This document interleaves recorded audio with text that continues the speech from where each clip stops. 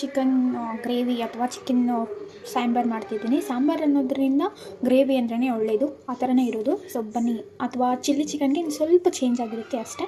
So ಇದಕ್ಕೆ ಬೇಕಾಗಿರೋ ಪದಾರ್ಥಗಳನ್ನ ನೋಡೋಣ. ಅದಕ್ಕೂ ಮುಂಚೆ ನಾವು ಗ್ಯಾಸನ್ನು ಆನ್ ಮಾಡಿಕೊಂಡು ಈ ಒಂದು ಪ್ಯಾನ್ ಏನಿದೆ, ಪಾತ್ರೆ ಏನಿದೆ, ಅದು ಸ್ವಲ್ಪ ಬಿಸಿ ಆಗಲಿ. ನಾನು ಗ್ಯಾಸ್ನ ಹಚ್ಚಿದ್ದೀನಿ. ಸೊ ಇದಕ್ಕೆ ನಾನು ತೊಗೊಂಡಿದ್ದೀನಿ ಸ್ವಲ್ಪ ಕೊತ್ತಂಬರಿ, ಒಂದು 3 ಹಸಿಮೆಣಸಿನ್ಕಾಯಿ ಕಟ್ ಮಾಡ್ಕೊಂಡಿದ್ದೀನಿ ಉದ್ದಿದ್ದಕ್ಕೆ, ಒಂದು ಸಣ್ಣದಾಗಿ ಒಂದು ಈರುಳ್ಳಿಯನ್ನು ಕಟ್ ಮಾಡ್ಕೊಂಡಿದ್ದೀನಿ, ಹಾಗೆ 1-2 ಟೊಮೆಟೋನ ಕಟ್ ಮಾಡ್ಕೊಂಡಿದ್ದೀನಿ. ಇಲ್ಲಿ ಆ್ಯಸ್ ಇಟ್ ಈಸ್ ಸ್ಪೈಸಸ್ಸು ಚಕ್ಕೆ ಲವಂಗ ಆ್ಯಂಡ್ ಇಲ್ಲಿ ಸ್ಟಾರ್ ಮೊಗ್ಗನ್ನು ತೊಗೊಂಡಿದ್ದೀನಿ, ಸ್ವಲ್ಪ ಜೀರಿಗೆ ತೊಗೊಂಡಿದ್ದೀನಿ. ಸೊ ಇಲ್ಲಿ ಆಯಿಲನ್ನು ಹಾಕ್ಕೊತಿದ್ದೀನಿ. ಸೊ ಚಿಕನಲ್ಲಿ ಆಯಿಲ್ ಇರೋದ್ರಿಂದ ಬರುತ್ತೆ ಅಲ್ವಾ, ಅದಕ್ಕೆ ಒಂದು ಚೂರು ಹಾಕ್ಕೊತಿದ್ದೀನಿ, ಸಾಕು ಅಷ್ಟೇ.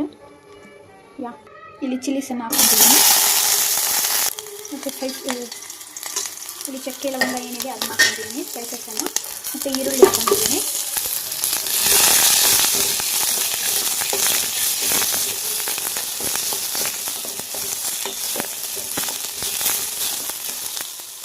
ಸ್ವಲ್ಪ ಗೋಲ್ಡನ್ ಕಲರ್ ಬರೋವರೆಗೂ ಫ್ರೈ ಮಾಡ್ಕೊಳ್ಳಿ ಈರುಳ್ಳಿನ. ಇಲ್ಲಿ ನಾನು ಪ್ಯಾನ್ನ ಚೇಂಜ್ ಮಾಡಿಕೊಂಡು ಅದರಲ್ಲಿ ಏನು ಸೀದೋಗೋ ಸ್ಮೆಲ್ ಬರ್ತಿತ್ತು, ಅದಕ್ಕೆ ಚೇಂಜ್ ಮಾಡ್ಕೊಂಡಿದ್ದೀನಿ. ಇಲ್ಲಿ 1/2 kg ಅಷ್ಟು ಚಿಕನನ್ನು ತೊಳ್ಕೊಂಡು ನೆನೆಯಕ್ಕೆ ಇಟ್ಟಿದ್ದೀನಿ. ಇದನ್ನು ಇವಾಗ ಹಾಕೋಣ.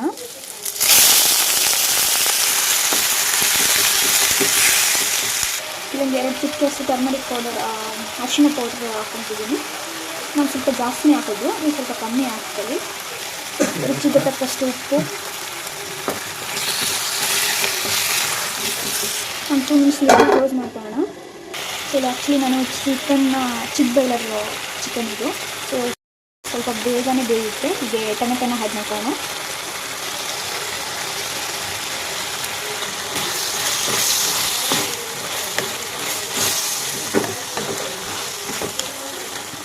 ಸ್ವಲ್ಪ ಇದನ್ನು ಬೇಯಕ್ಕೆ ಬೇಡ. ಇವಾಗ ಇದನ್ನ ಕ್ಲೋಸ್ ಮಾಡಿಟ್ಕೊತಿದ್ದೀನಿ. ಸೊ ಮತ್ತು ಇವಾಗ ಇದಕ್ಕೆ ನಾವು ಕೊರಿಯಂಡರ್ ಪೌಡರ್, ಕೊತ್ತಂಬರಿ ಸೊಪ್ಪು ಹಾಕ್ಕೊತಿದ್ದೀವಿ. ಇಲ್ಲಿ ರೆಡ್ ಚಿಲ್ಲಿ ಪೌಡರ್ ಹಾಕ್ಕೊತಿದ್ದೀನಿ, ಎಷ್ಟು ಬೇಕಷ್ಟು ಹಾಕ್ಕೊಳ್ಳಿ. 1 ಸ್ಪೂನಷ್ಟು ಧನಿಯಾ ಪೌಡರ್ ಹಾಕ್ಕೊತಿದ್ದೀನಿ, ನಿಮ್ಗೆ ಎಷ್ಟು ಬೇಕಷ್ಟು ಹಾಕ್ಕೊಳ್ಳಿ. ಇದು ಸ್ವಲ್ಪ ಕಮ್ಮಿ ಹಾಕ್ಕೊಂಡ್ರೆ ಟೇಸ್ಟ್ ಜಾಸ್ತಿ ಕೊಡುತ್ತೆ.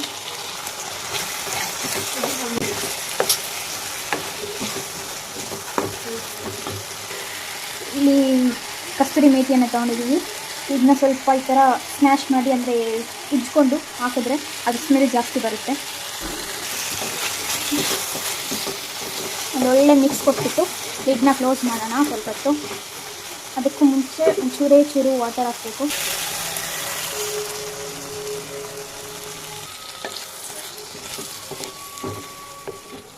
ಇಲ್ಲ ನೀರು ಹಾಕಿಲ್ಲ ಅಂದರೆ ತಳ ಹಿಡ್ಕೊಳುತ್ತೆ, ಅದಕ್ಕೋಸ್ಕರ ಸ್ವಲ್ಪ ನೀರು ಹಾಕಿ ಇದನ್ನ ಕ್ಲೋಸ್ ಮಾಡಿ ಇಡೀ ಸ್ವಲ್ಪ ಹೊತ್ತು. ಅದಾದ ನಂತರ ನಾವು ಚಿಕನ್ ಮಸಾಲನ ಹಾಕೋಣ. ಸ್ವಲ್ಪ ಹೊತ್ತು ಟೊಮೆಟೊ ಜೊತೆ ಇದೆಲ್ಲ ಕುಕ್ ಆಗಲಿ. ಇಲ್ಲಿ ನಾನು ಚಿಕನ್ ಮಸಾಲ ತೊಗೊಂಡಿದ್ದೀನಿ. ಸೊ ನಿಮ್ಗೆ ಯಾವ್ದು ಬೇಕು ಅದು ತೊಗೊಳ್ಳಿ. ನಾನು ಕ್ಯಾಶುಯಲಾಗಿ ಹಾಕೋದು ಆರ್ಚಿ ಹೊಡೆದೆ, ಸೊ ತುಂಬಾ ಟೇಸ್ಟ್ ಕೊಡುತ್ತೆ ಅಂತ.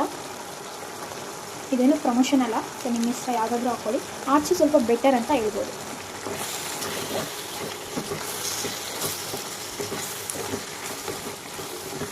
ಸೊ ನಾವು ಸ್ವಲ್ಪ ಚಿಕನ್ಗೆ ಗ್ರೇವಿ ಮಾಡ್ಕೊತೀವಲ್ಲ, ಆ ಟೈಪ್ ಬರುತ್ತೆ. ಇದು ಸಖತ್ತಾಗಿರುತ್ತೆ. ಸೊ ಇದ್ರ ಹಿಂದಿನ ವಿಡಿಯೋ ನಾನು ಚಿಕನ್ ಬಿರಿಯಾನಿ ಎಷ್ಟು ಸುಲಭವಾಗಿ ಮಾಡೋದು, ಯಾವ ರೀತಿ ಮುಸ್ಲಿಮ್ ಸ್ಟೈಲಲ್ಲಿ ಮಾಡೋದು ಅಂತ ತೋರಿಸಿದ್ದೀನಿ. ಸೊ ಎಲ್ಲರೂ ಲೈಕ್ ಮಾಡಿ, ಶೇರ್ ಮಾಡಿ, ಕಮೆಂಟ್ ಮಾಡಿ. ಆಗೋದು ಲೈಕನ್ನು ಕ್ಲಿಕ್ ಮಾಡೋದು ಮಾತ್ರ ಮಾಡಿಬಿಡಿ. ಆದಷ್ಟು ನಿಮ್ಮ ಫ್ಯಾಮಿಲಿ ಫ್ರೆಂಡ್ಸ್ಗೆ ಶೇರ್ ಮಾಡಿ ಅಂತ ಕೇಳ್ಕೊತೀನಿ.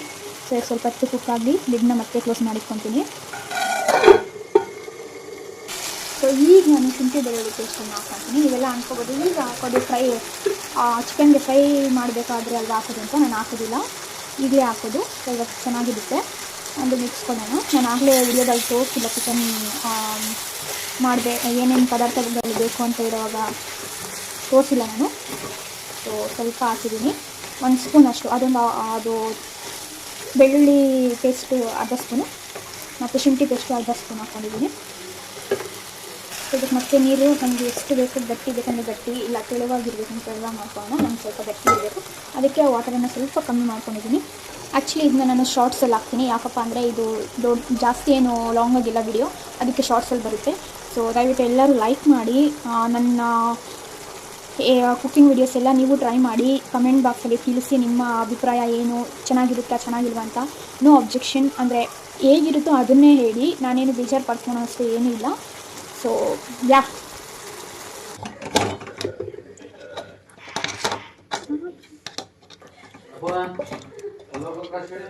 ನೋಡಿ ಇವಾಗ ಸರ್ವ್ ಮಾಡ್ಕೊಂಡಿದ್ದೀನಿ.